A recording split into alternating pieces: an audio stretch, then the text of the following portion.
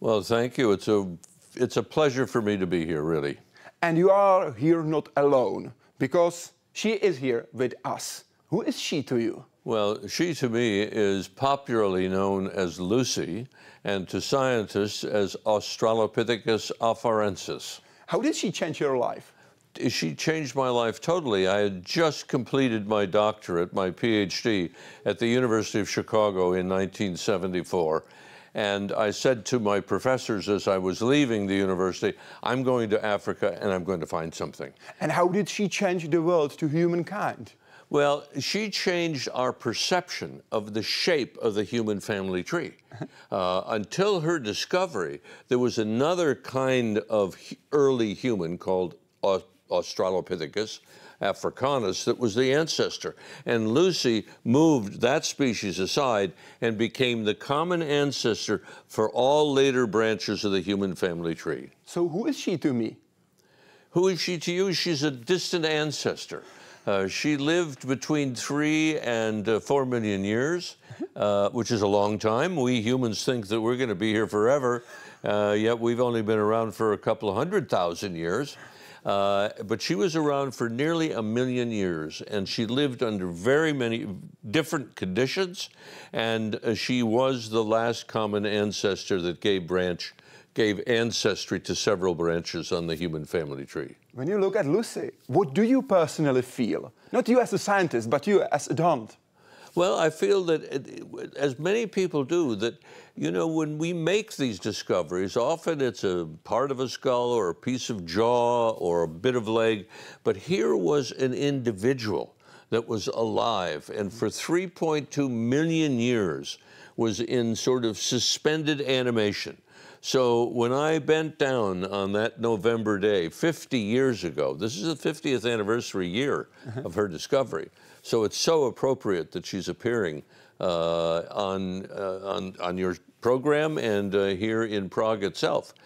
And so it was an extraordinary discovery for me because it changed my perception of the human family tree. It changed my appreciation for how these fossils are discovered and how important it is to know about our very ancient past. We have the hologram of Lucy thanks to the collaboration with Cleveland Museum of Natural History. And speaking about collaboration, we need to make sure that everybody knows a man who affected your path towards Lucy in a huge way. Who is he? This is Paul Laser at a very young age. Exactly. I was a young boy growing up on the East Coast of the United States in a place called Hartford, Connecticut. And my dad had died when I was very young. And this gentleman was walking his dog, and I love dogs.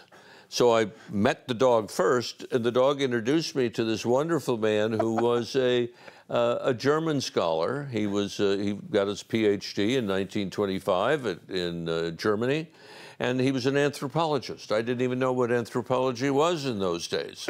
And he gave me the greatest gift that anybody could have gotten or given me.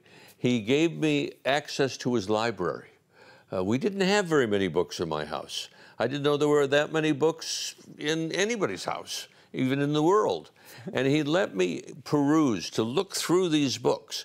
And when I was around 13 years old, he presented me with a book entitled Man's Place in Nature. Am I guessing right? Yes, Evidence as to Man's Place in Nature by Thomas Henry Huxley. And Huxley was an incredibly important man. Darwin gets all the credit. But for sure, Thomas Henry Huxley was one of Darwin's closest friends. And when I read that book, I read it one evening, and I was transformed. It was my moment of definition, because that book suggested that we and the African apes had a common ancestor. And I thought that that was incredibly interesting. And the more I read about it, because Paul gave me other articles and books to read, the more I decided that I wanted to go to Africa. I wanted to search for our ancestors. And that was quite a long shot. You can imagine growing up in America and so on. But I went to university, I got my degree in anthropology and went to Africa for the very first time in 1970. And when I began my career as a fossil hunter. Who is Lucy to Ethiopians? Lucy is an ancestor, a distant ancestor to all humans on the planet today.